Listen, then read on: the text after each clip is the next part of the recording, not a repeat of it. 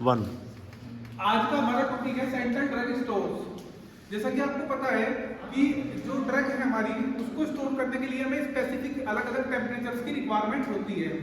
इसके लिए हमें बनाए हुए हैं सेंट्रल ड्रग स्टोर्स, जिनके अंदर हम वो ड्रग को स्टोर प्रॉपर्ली कर सके ताकि वो जल्दी डिग्रेड ना हो। चलते हैं फिर। A storage condition, इसमें सबसे पहला क्या है storage condition. A storage condition define the specific environment requirement like temperature, humidity, light needed to maintain product quality।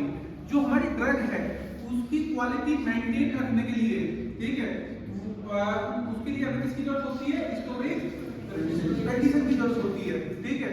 और उस प्रॉपर्ली स्टोरेज कंडीशन को मेंटेन किसके द्वारा किया जाता है? स्टोरेज एरिया से, ठीक है, क्लियर है। फिर then some the storage condition listed below. कुछ स्टोरेज कंडीशन आपने देखी होगी, जब आप दवाई देखते होंगे तो उन पे लिखा हुआ रहता है पीछे की साइड में। तो जैसे आपने देखा होगा keep in cool dry place, ठीक है। Then store in dark place, ठीक है। Then store in room temperature, ठीक है। Then do not store above 25 degree Celsius, store below 30 degree Celsius, ठीक है। तो ये कुछ टर्म एंड कंडीशंस है। जैसे आप पर्टिकुलरली देखते हो उसका लेबल ड्रग का, उसमें लिखी रहती है ड्रग की स्टोरेज कंडीशन। अगर आप उस ड्रग को स्टोरेज कंडीशन पे नहीं रखोगे तो वो क्या होगा? डिग्रेड होनी स्टार्ट हो जाएगी, और डिग्रेड होनी स्टार्ट हो जाएगी तो फिर वो किसी काम की हमारी नहीं रहेगी। ये जो हमारी स्टोरेज कंडीशन है मेंशन की जाती है लेबल पे should to according to schedule B at drug and cosmetic act 1945, ठीक है, क्लियर है।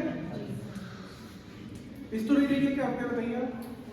Storage area sir, storage area वो होता है जिसमें हम अपनी किसी भी ड्रग्स को रखते हैं, मतलब स्टोर करने के लिए से वो खराब ना हो। हाँ, लंबे समय तक चलती है। ठीक ठीक, राइट। देन हमारे अंदर आता है कि कुछ टर्म्स एंड कंडीशन दे रखी है, स्टोरेज कंडीशन दे रखी है। जैसे कूल हम बोलते हैं ना, कूल, तो कूल टेम्परेचर किस और किसके बीच में होगा? टेम्परेचर 8 डिग्री टू 25 डिग्री, ठीक है, क्लियर है। 8 से 25 डिग्री के बीच में जो तापमान रहेगा तो उस पे लिखा रहेगा स्टोरेज कूल प्लेस। फिर रूम टेम्परेचर, हमारा टेम्परेचर लिमिटिंग वर्किंग एरिया, यानी कि जो हमारा working area sufficient area 32 degree 31 degree Celsius क्या अप्रोक्सीमेटली। फिर इसके बाद वार्म टेम्परेचर। कुछ दवाइयों को अगर या कुछ लिक्विड्स को हमें गर्म स्थान पर रखना पड़ेगा तो उसको क्या बोलते हैं?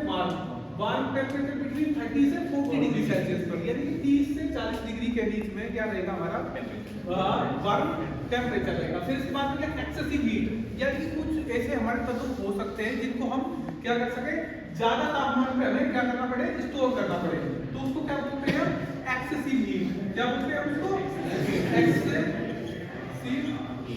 Heat storage condition. Excessive heat storage condition.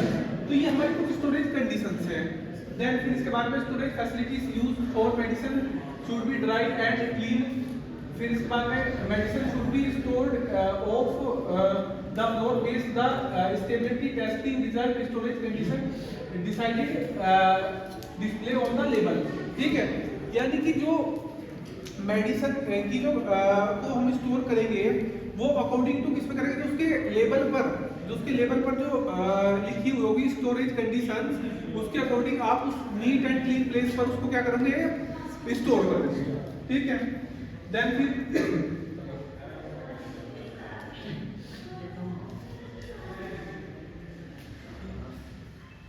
इस स्टोरेज एरिया पे की जो पूरी की पूरी अगर मैं बात करता हूँ, जिम्मेदारी एक तरीके से कह लीजिए या फिर ये कह लीजिए रेस्पॉन्सिबिलिटी, वो किसकी रहती है? आपकी जो फार्मासिस्ट रहती है, दवाई की क्या किसकी रहती है? फार्मासिस्ट के पास रहती है। किसके पास रहती है? फार्मासिस्ट के पास रहती है। तो इसीलिए जो इसको स्टोरेज एरिया को प्रॉपर्ली मेंटेन करने का काम किसका रहता है? फार्मासिस्ट का रहता है। Pharmacist must be aware to importance of the storage, ठीक है। they decided storage areas cleaning maintenance, यानी कि पूरी की पूरी जो उसकी क्लीनिंग हो गई, उसका मेंटेनेंस हो गया, उसके अंदर जो इक्विपमेंट्स यूज हो रहे हैं, उसमें जो वेंटिलेशन सिस्टम है प्रॉपरली, वो उसका वेंटिलेशन सिस्टम प्रॉपर है या नहीं है, तो वो सारी की सारी जिम्मेदारी किसकी हो गई? फार्मासिस्ट की हो गई। ठीक है, तो एक तरीके से उसमें सबसे मेजर जो रोल हो गया वो किसका हो गया? फार्मासिस्ट का हो गया ड्रग के स्टोरेज रिगार्डिंग। ये क्या है भाई? इसको बोलते हैं कूल चेन। क्या बोलते हैं इसको? Cold chain. कोल्ड चेन का मतलब क्या है? हमारा प्रोडक्ट बेसिकली किस तरीके से साइट पर पहुंचता है, इसमें ये चीज दिखाई गई है। ठीक है, यानी कि आप हमारा जो प्रोडक्ट होगा वो किस तरीके से जो मैन्युफैक्चरर है उससे लेकर हम तक किस तरीके से पहुंचेगा। ठीक है, तो ये पूरी कंडीशन इसमें बताई गई है। जैसे सपोज कीजिए पहले इसमें सबसे पहले दिखाया गया है कोल्ड चेन के अंदर वैक्सीन मैन्युफैक्चरर। वैक्सीन मैन्युफैक्चरर का मतलब क्या है? जहां पर क्या हो रही है? वैक्सीन का प्रोडक्शन हो रहा है। क्या हो रहा है? प्रोडक्शन हो रहा है। वैक्सीन में क्या हो रहा है? प्रोडक्शन हो रहा है। तो जो वैक्सीन मैन्युफैक्चरर के बाद में अगर वो मैन्युफैक्चरर है, उसके बाद में एयर ट्रांसपोर्ट के द्वारा भी उसको हम क्या कर सकते हैं? ट्रांसफर कर सकते हैं। ठीक है, जो एक क्या होगी? प्राइमरी साइट होगी हमारी, जो प्राइमरी स्टोर जिसको बोला जाएगा। ठीक है, स्टेट स्टोर भी इसको बोल दिया जाता है। ठीक है, फिर उसके बाद में हमें किसकी आवश्यकता होगी? रेफ्रिजरेटर वैक्सीन की आवश्यकता, रेफ्रिजरेटर वैन्स की आवश्यकता होगी, यानी कि ऐसी डीप फ्रीजिंग सिस्टम जिनके अंदर इंस्टॉलेड होगा, इसके द्वारा हम क्या कर सकते हैं? उनको ट्रांसपोर्ट कर सकते हैं इजीली उसी टेम्परेचर पे जो टेम्परेचर हमें चाहिएगा। ठीक है, सपोज कीजिए कोई वैक्सीन 2 से 8 डिग्री टेम्परेचर पर स्टोर होनी है। ठीक है, अब उसको ट्रांसफर करना है, तो ट्रांसफर करने के लिए हमें व्हीकल की आवश्यकता होगी। तो व्हीकल के अंदर भी हमारे प्रॉपर्ली स्टोरेज एरिया सिस्टम मौजूद होना चाहिए। ठीक है, तो इसके द्वारा फिर इसके बाद में आती है डिस्ट्रिक्ट वैक्सीन स्टोरेज पे आती है, फिर इसके बाद में प्राइमरी हेल्थ सेंटर्स पर आती है, और फिर वैक्सीन सेंटर्स पर आती है, और फिर सब सेंटर्स पर, और तब वो आपके पास तक पहुंचती है।